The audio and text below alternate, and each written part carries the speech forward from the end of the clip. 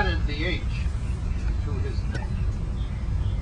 And therefore, he felt that he was talking to his ancestors.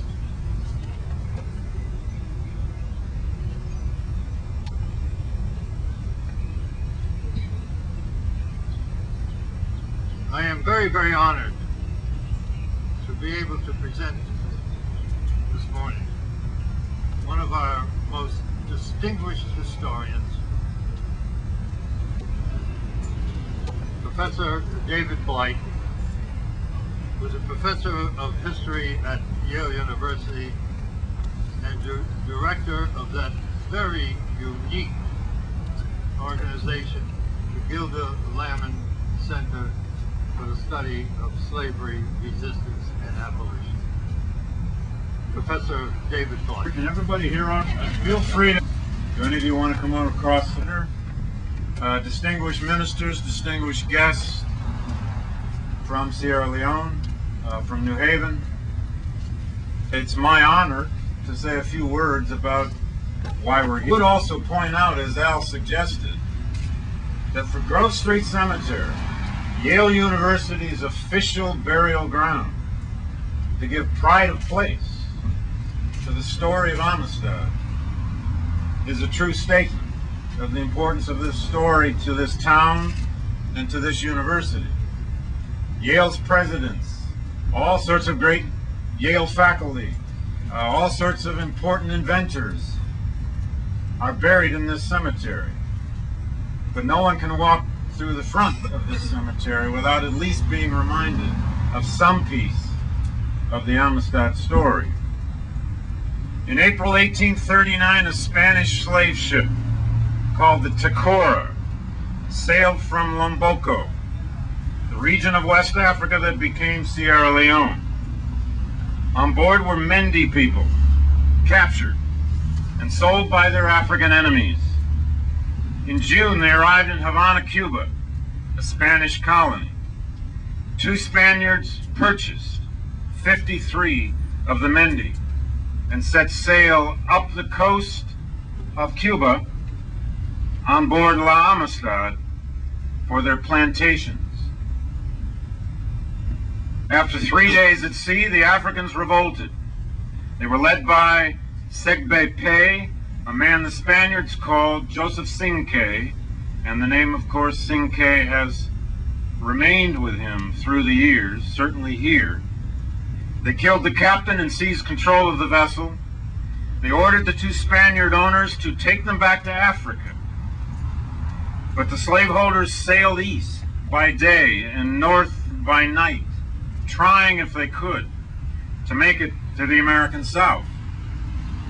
Far off course and much more north than they realized. The Amistad was seized by an American ship, the USS Washington, in Long Island Sound, right out here. And they were brought ashore in New London, Connecticut, and then quickly towed up here to the harbor in New Haven.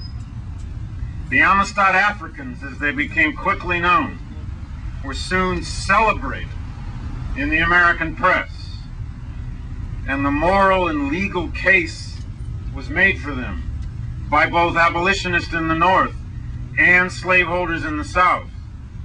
And it became also a celebrated case in U.S. and Spanish foreign relations. The Africans were imprisoned here in New Haven, and a prolonged dispute ensued around many questions. Were they slaves and murderers and the property of their Cuban owners? Or were they free people exercising their natural rights? Were they Spanish property seized on the high seas in violation of a 1795 treaty? If a northern state could free captive Africans, what did it mean for enslaved African Americans in the South? Connecticut abolitionists immediately went to court, where a U.S. Circuit Court judge dismissed the charges of mutiny and murder, but refused to release the Africans because their Spanish owners claimed them as property. Meanwhile, they were taken out on tours on speaking tours. There's sketches of them were made. Even little statues of them were made and sold. They were made into exhibitions. The Mendi were desperate to tell their own story. A Yale professor of ancient languages named Josiah Gibbs visited the captives and learned their words for numbers.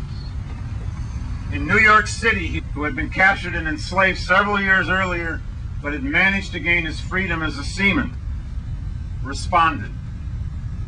Covey journeyed here to New Haven, went to the jail, conversed with the jubilant Africans who now had someone they could speak to, and soon their harrowing tale garnered sympathy all over Yankee New England. In a new trial, the judge ruled that the Africans were illegally enslaved and ordered them returned to their homeland. Although slavery might be legal in Cuba, the slave trade between Africa and the Americas had been outlawed in a treaty between Spain and Great Britain. This was after the British had, of course, ended the slave trade throughout the British Empire. Spain's lawyers demanded the return of their, quote, merchandise. In need of Southern votes to win re-election, the American President of the United States, Martin Van Buren, supported the Spanish claims and advocated that the Africans be returned to a likely death in Cuba. The American administration appealed the case to the United States Supreme Court in February 1841, arguing the abolitionist case was the former President of the United States, as many of you know, John Quincy Adams. He famously, in the argument that he made before the Supreme Court, pointed to a copy on the wall of the American Declaration of Independence, and he invoked the natural rights to life and liberty, and he chastised the Van Buren administration for what he called its immense array of power on the side of injustice. In a remarkable and still sometimes not entirely explainable 7-1 decision, because most of the members of the U.S. Supreme Court were themselves slaveholders, the court ruled that these Africans were, quote, freeborn with the right of self-defense, while remaining silent on slavery's legality in the United States. Fundraising and speaking tours featuring Cinque made the return voyage to Sierra Leone possible. On November 27, 1841, more than 2 years, actually 2.5 years, into their ordeal from their capture in Africa to their sail in Cuba to their voyage up this coast, 2 years in captivity here in Connecticut. On November 27, 1841, the 35 survivors of the original 49 and 5 American missionaries, including James Covey, 5 American missionaries plus James Covey, disembarked for Africa. They arrived in Sierra Leone on January 15, 1842, whereupon Cinque wrote a letter to the Amistad Committee here in New Haven, in which he said, "I thank all American people. I shall never forget American people." But the international meanings of the Amistad case would endure forever. One of the Amistad captives, Sarah McGrew, who was one of the child captives, grew up, stayed in America, and attended Oberlin College in Ohio, an abolitionist school, and later returned to work at the Mendi Mission in Sierra Leone. A descendant of one of the African captives, the Amistad captives, would return to Yale University and take a PhD in the 1870s.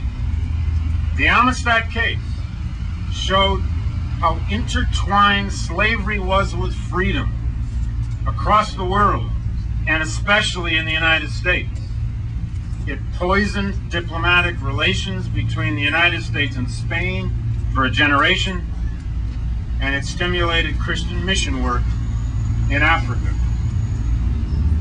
Let me end by simply comparing two expressions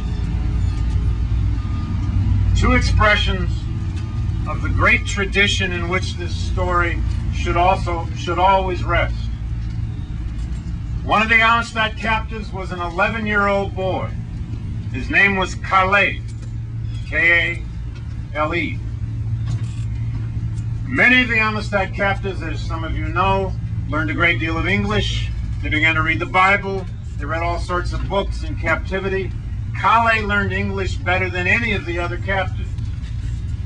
And as former President John Quincy Adams was about to go to the Supreme Court to argue the case, Kale wrote him a letter. This is one small portion of the letter Kale wrote to John Quincy Adams. My dear friend, Mr. Adams, you have children. You have friends. You love them. You feel sorry for Mende people. You would feel sorry for Mende people if your people come and carry them, if our people come and carry them all to Africa. We want you to tell the court that Mende people no want to go back to Havana. We no want to be killed. Dear friend, we want you to know how we feel. Mende people think. Nobody know what we think, though. Our teacher knows. We tell him some Mende people have got soul. We think we tell lie. We think if we tell lie, we think God knows if we tell lie, we speak truth. If court asks who brought Mende people to America, we bring ourselves. Cheche held the rudder. All we want is to make us free. What that 11-year-old Mende child stated was exactly the same principles that Thomas Jefferson wrote in the Declaration of Independence. It is the natural rights tradition. It is the ancient independence.